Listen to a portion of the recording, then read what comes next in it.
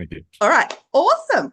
Well, thank you, Luke. So to get us started, the most important thing is tell us about you. Who are you? Why did you get into politics? And what are you hoping to achieve out of this crazy wild adventure? Well, I live up in Wine, which is in north of the electorate, just north of Lismore, on some beautiful land, about 6 acres up here with my partner, and we've been doing a bit of regeneration of the big scrub rainforest. It used to cover a lot of this area up here. It was only 1% of that's left actually, so we're doing a little bit to try and get some of that back, and we've got a wonderful community up here. It's really into looking after the land. And I work down at Lismore Base Hospital and Casino Hospital and at Ballina as well. And in recent years, I've also worked at Maclean and Grafton Hospital. So I've got a good sense of the electorates. And I work as a emergency physician, so one of the specialist doctors that runs an emergency department on the shift.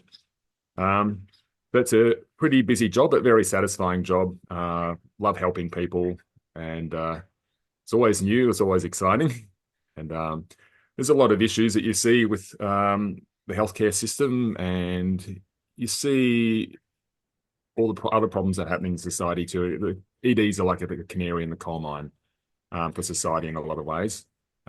So whenever people have struggle with being able to see a GP or dentist out in the community, for example, we often see the results in the ED. If they can't get into aged care beds, or they don't have aged care packages at home, they don't have housing, they have mental health problems or drug and alcohol problems that will be better dealt with out in the community. We see that. And we just see people just struggling, under the weight of everything. We've had huge floods here a few years ago, and that really took a toll on people's bodies and minds and their souls and their relationships as well. So we see people from all walks of life, and that's one of the things that really motivated me to get into politics. If I want to make the big picture changes, as much as I can help people in an ED on a day-to-day level, I think I can make a bigger difference for people being their representative in Parliament, pushing for better services, better housing, and also to do things like fix the climate crisis. Up near Lismore and even other places in Northern Rivers, we got smashed with those floods in 22, and we just missed a bad cyclone a couple of months ago. And these things are only going to get worse. I know that everyone focuses on cost of living this time around, but this is going to cost us the earth if we don't fix it. We can already see the effects through our insurance premiums, the lack of housing. Agriculture will be affected, people's jobs will be affected, we'll all be affected. So this all goes together. Amazing. That was a wonderful answer. Thank you for filling us in on all of that, and what an amazing career you've had so far. So I love that you said that, you feel that you're making an impact at a one-on-one level or a local level Mm-hmm. as a doctor. And so this is more being part of the big picture and feeling that you can make an impact on more, a strategic level, Yeah. and guiding those policies and resources that will ultimately impact so many more people and areas. Being new to politics, if you were to be elected, what's your understanding going in of how that process works and how you would actually be able to implement the changes that you want to see? How will you navigate what can be quite a combative Yeah. and convoluted process? Well, I believe politics is a contest of ideas, and that's the way it should be, but it shouldn't be a contest of egos or personalities. And unfortunately, I think that's what's descended into too often. And I'm really passionate about being respectful and civil to everyone. Uh, I think we need to lower the temperature of a lot of debates in this country, in terms of the personality and the vitriol that comes through. So I'm happy to have a very vigorous contest for ideas and political debate with colleagues and political opponents. But ultimately, I think we have to work together in a democracy to come up with the best solution for our country. There's always going to be compromise, but I want that compromise to be out in the open and people can see why those positions have been arrived at. I don't want it happening behind closed doors. I believe in making the case for your position, recognizing that not everyone else will agree with that. And that there'll have to be some meeting in the middle of things. And I'd like to see a lot more of that in Parliament. Yeah, So amazing. yeah. So and I also believe in consulting the community about what they want, listening to experts about things. As a doctor, I have to listen to my medical colleagues and scientific colleagues about how to treat diseases. I've also got to be able to relate to people as well and help communicate the information to them. We can't stick our head in the sands about the facts of something like climate change if it doesn't suit us politically, or it's an uncomfortable truth for us. We just have to recognize that. And then with compassion and caring for everyone, we have to get on with the job of addressing these challenges. Yeah, amazing. And I think for me personally, as a voter, one of the things that I think is really important for us to be aware of in our community for our elected representatives is if they are willing to work with all the different parties, all the different Yeah. personalities and perspectives. Yeah. So you're saying, so just so that we're really, really Mm. clear, because this is something that I think is one of the reasons that politics can come across as so broken is Yeah. that people are often not willing to either work with other parties or people with opposing ideas. So you're saying if you were elected that you would be more than willing to talk to anyone else from any other party and that you would be willing to compromise and listen to get the best outcome for the community? Yes, exactly. Look, I clearly come as a Greens candidate, and we have a very clear set of policies and ideas and a philosophy, caring for the community, caring for this beautiful natural home. We recognize we're not getting 100% of the population vote for us, and that will never happen. So we recognize that people will vote other representatives in that need to uh, that represent their values. But that said, I think there's a lot of issues in Australia where there is actually a lot of more consensus among the community on issues than there seems to be in our parliament, particularly in a lot of progressive areas. And unfortunately, I think what can happen in parliament is sometimes people get tribal and they stick to their. It's about protecting your team and your brand. And I'm clearly with the Greens. But I'm with the Greens because I believe in the principles of the Greens and their policies. It's not about a tribe. Because I think they've got good ideas. Okay, so and I respect that other people can feel that about uh, the parties or those independents as well. They can feel the same thing.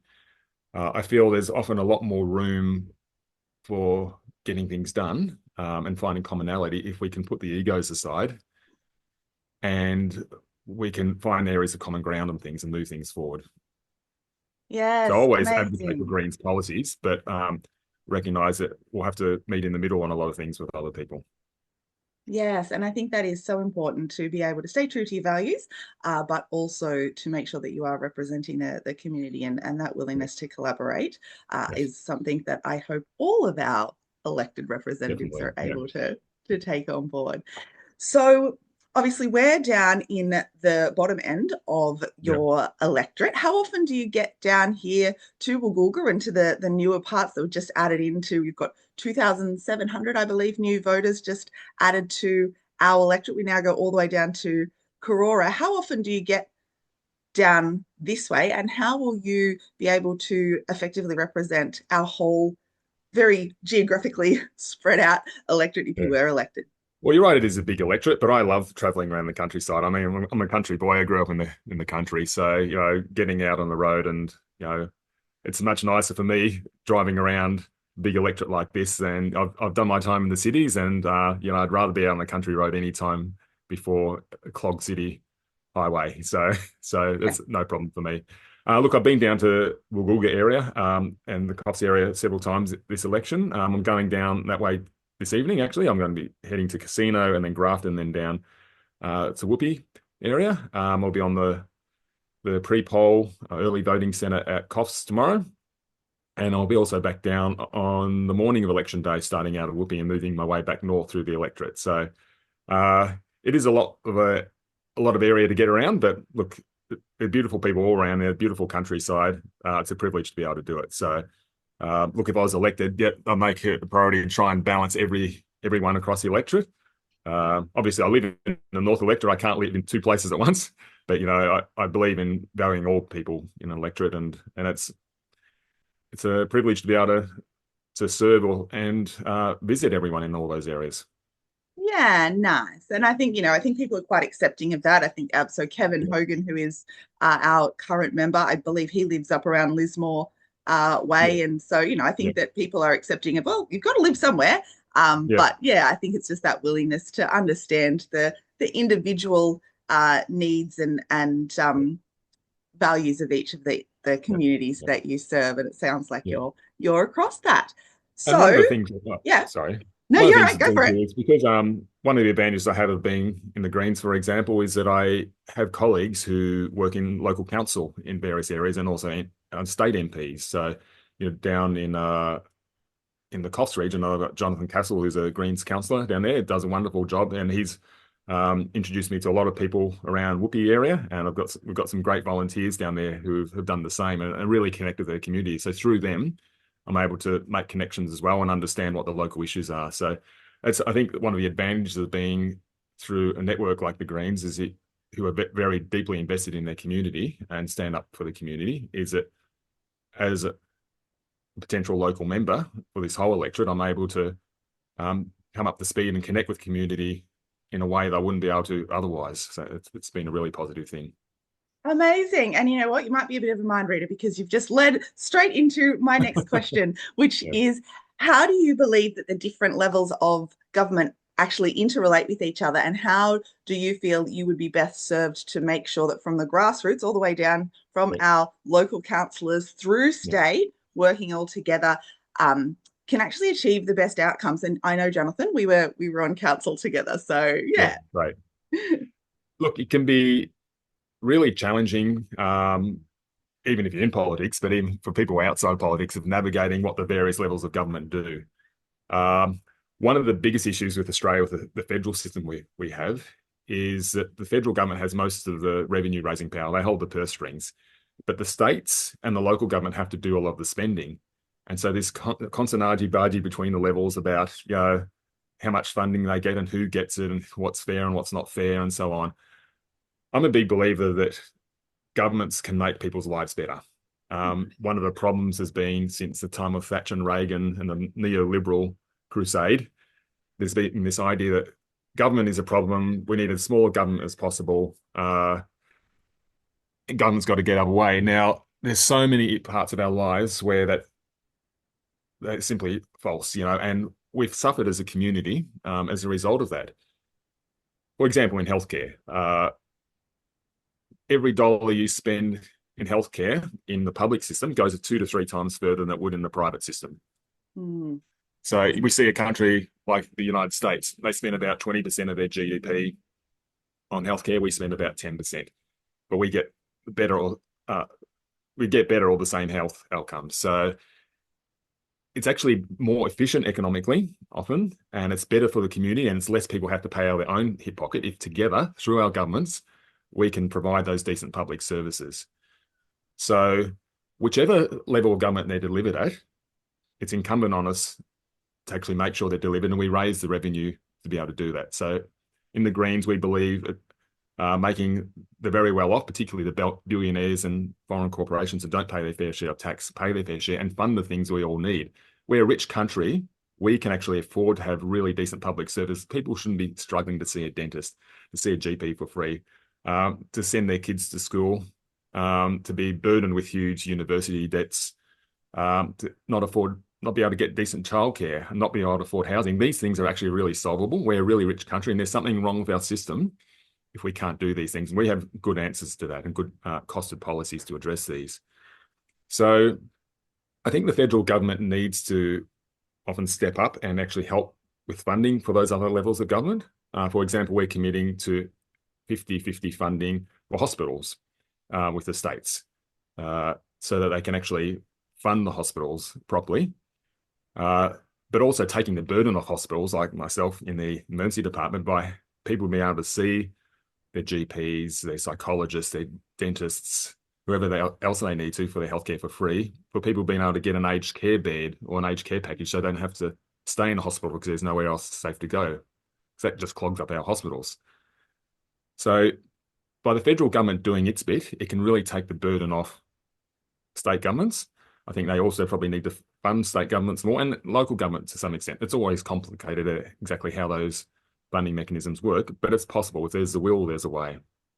Yeah, amazing. So, would you like to speak more to that? So, I think some of the big issues, you did touch on them at the start and outside of the cost of living thing, because as you said, a lot of this kind of feeds back into that. But I know Mm. that there's a big push, and my background was being a counsellor for 2 terms, and there's a lot of cost shifting and responsibility all the way Yeah, down to a local government level that have to do the most with the least amount of yeah, resources. yeah, And there is a big push for more funding for local government levels. It sounds like the Greens and yourself are supportive of that, of better cost sharing across the levels of government. Do you want to talk, if you can, do you want to talk a little bit more to how you see that, all the policies that you've got, or the plan that you've got to actually be able to implement some of the things you just spoke about?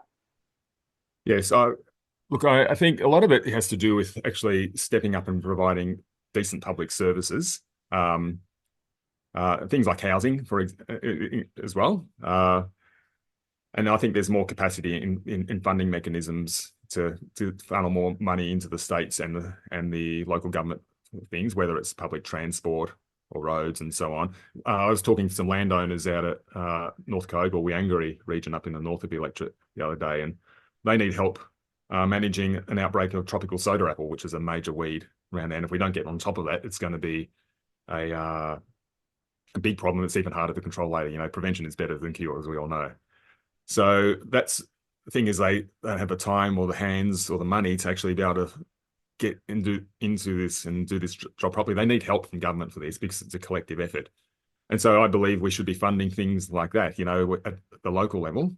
I'd prefer that sort of approach rather than, you know, unfortunately, politicians often go around an electorate and say, well, we'll give you a change room in this sports club here, or install some lights here, or pay for this mountain bike track over there, or something like that. They're very nice things, but I think we should be focusing on the core public services first and looking after our land before we do those things. And this should be done at, the other thing I think is really important, it's done at arm's length. So it's not about a politician going around dispensing favours, saying, if I'm elected or if our government's elected, then we'll do this for you.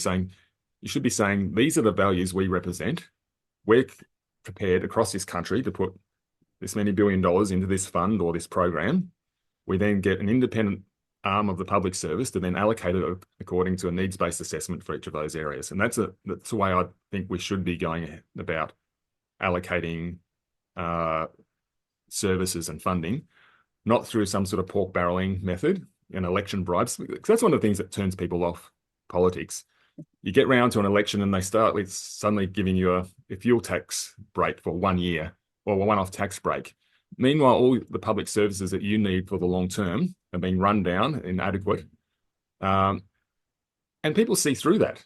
I think what they want is the government to be professional, um, be impartial as well, not just handing out favours to your favourite electorate or in a marginal electorate. So people worry that unless they make an electorate marginal, then they're not going to get the services or the attention they need. And I don't think it should be like that.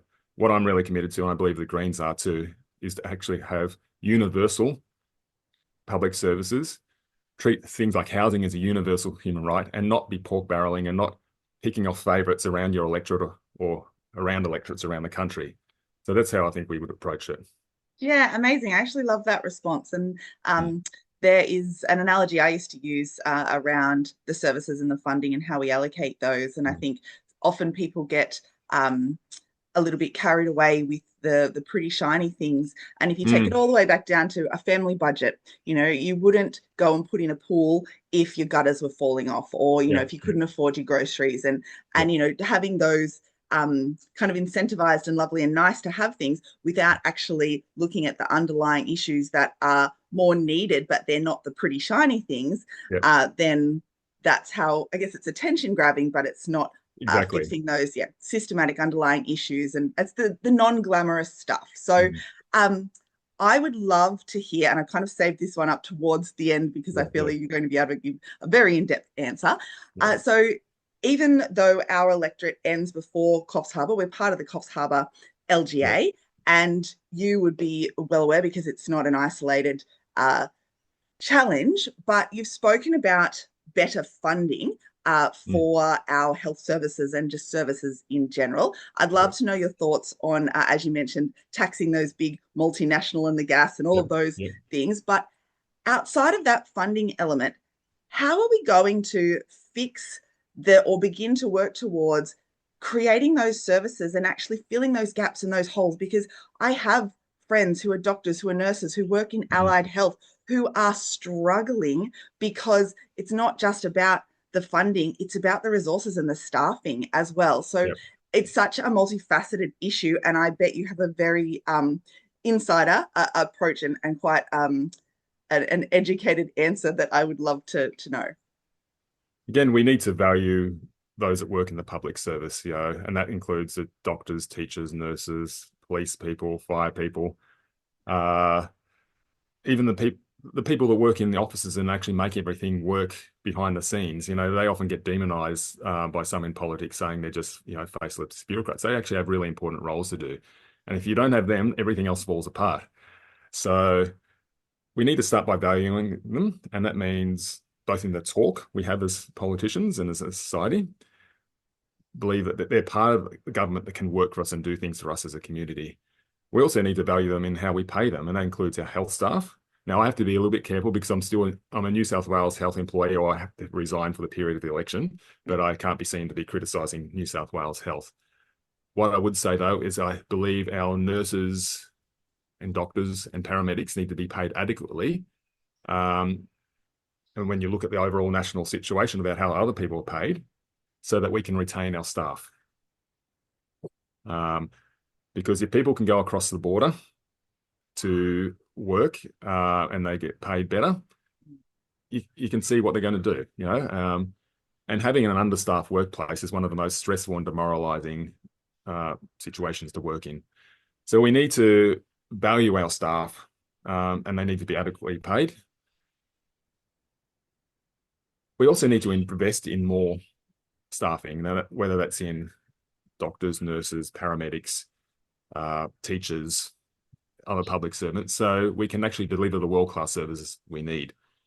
And unfortunately, what happens is when systems have been run down for a long time, decades in our case, you can't do that overnight. You have to invest in more workforce, and workforce training, particularly in areas like health, actually takes quite a bit of time to bring up to speed. But we can start that. One of the things we look at with GPs, for example, is that young GPs earn a lot less as trainees than their colleagues who are training in hospitals would. And the Greens have a policy to equalise that so that they can look at the GP training pathway and say, yeah, I can do that. I can afford to do that while I've got a family or kids. We need a lot more young doctors training as GPs. We need more nurses and we need more teachers, more paramedics. We can afford, again, to do this as a country. And again, the federal government has ways it can actually help the states deliver these services. So I hope that answers some of the question there. Yeah. So I Yeah, think it it's absolutely did. Like it's yeah, yeah, we have to invest in the workforce and treat them with respect in both the way we pay them and the way we talk about them. 100%. And I think that it's very multifaceted as well in that. So for Coffs Harbour, for example, we have a bit of a housing crisis. So we don't Yeah. have the available stock or affordable housing. And so it's not just about attracting them, but being able to retain them and have them have a place to live. I know of a number of professionals who have as you said, have either gone somewhere else or are unable to stay here because they just can't afford to or they can't find somewhere to live. And I think, as you said, the physical realities of getting them here, of creating more of that workforce and training them, that all goes in together. But what seems to be the part that falls down each time is that governments are on their term cycle. And so everyone wants the quick fix because they want the win. Yeah. And Yeah. fixing these things often takes more than one term of government. Do you know, do the Greens or do you have any input that you'd like to add on, given that it's not a one-term government solution, how can you ensure that what is put in place to begin to make those positive changes isn't going to be scrapped by the next government? Is that even possible?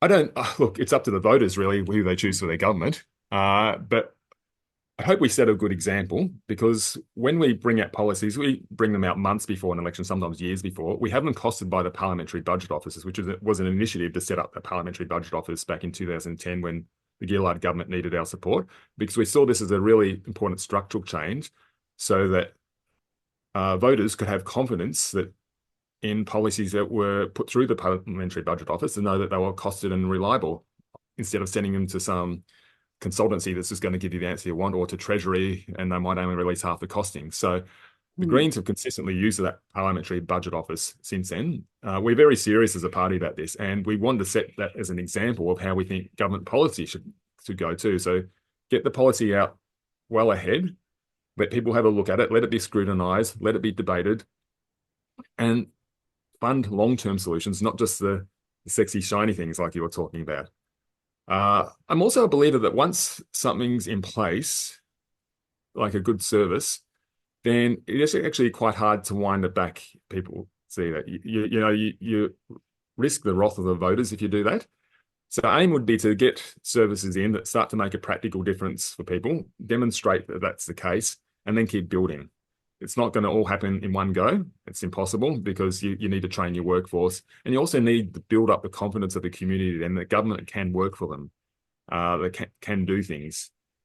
And I think by taking that long-term approach and showing it through the policies you develop and how you talk about things, that the community will actually respect you and trust you in the end, and that will hopefully bear fruit in elections and and also not just in who gets the bums on seats, but also in about how politics is done. mm.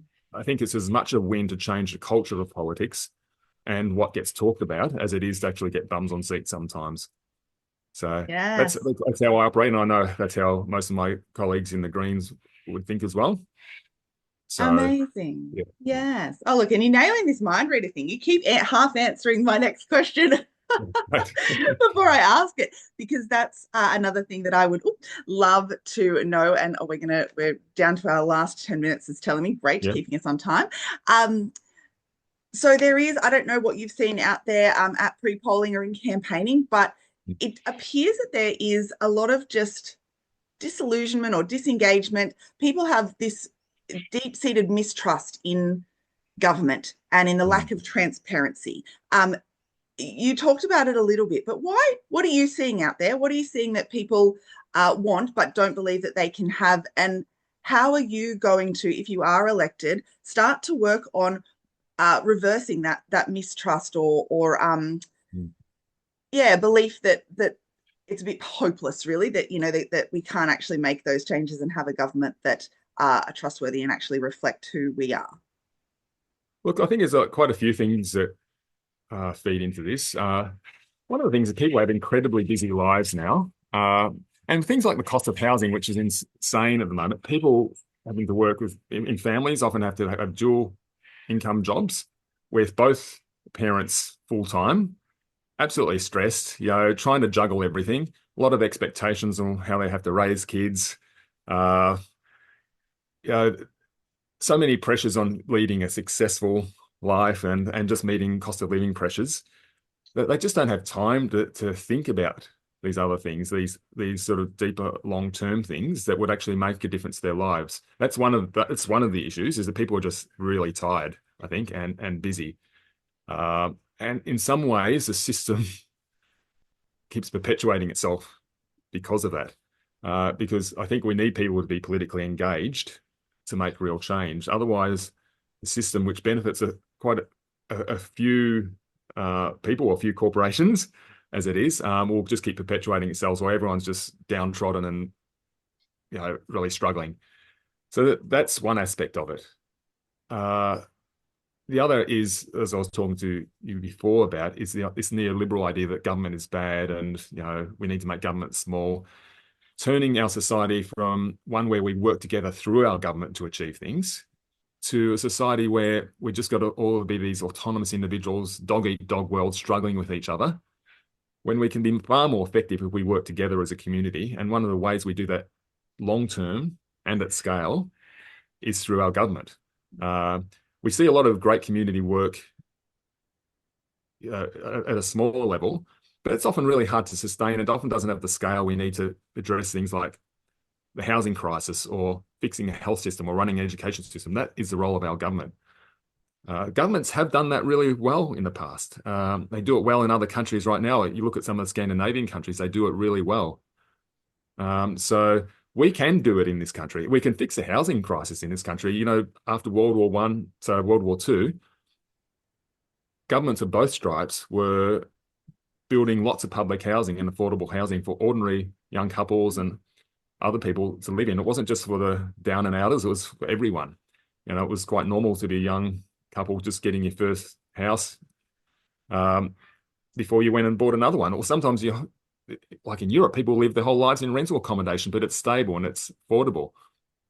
20% of housing stock in Australia used to be built and owned by the government. We can do that again, and the Greens have a plan to achieve that and to provide housing for essential workers as well, and for, you know, even got people in places like Coffs and Byron that can't afford a house, and businesses can't actually find any employees because they can't afford to live there. So we can deal with these things as a country. So I'm digressing a little bit there, No, but I no, think that was amazing. That was we amazing. need to show people that, again, that government can do things, and we need to build that trust up again. It's been degraded over the last 30, 40 years uh, with the neoliberal experiment, but we can build that trust up again by starting to deliver services and showing people government can work for them. And as we build up that trust, we can do more and more. And the other thing is just how we talk, you know, as politicians, you know, treating each other with respect, being serious about our policies, releasing them in time for people to look at, not doing bribes or pork barreling, costing things, presenting a long-term vision, and engaging with the community, not just at election time, but between. It's difficult coming in as a new candidate for that because everyone's got the existing jobs. But particularly once you're a member, it shouldn't be just sort of popping out at election time to go and offer a few bribes. It should be constant engagement with the community on fundamentals like public services, um, seeing where people are at and advocating for that in Parliament. Yes, 100%. Ah, thank you. That was absolutely brilliant. So I'll pause our recording now. Thank you so much for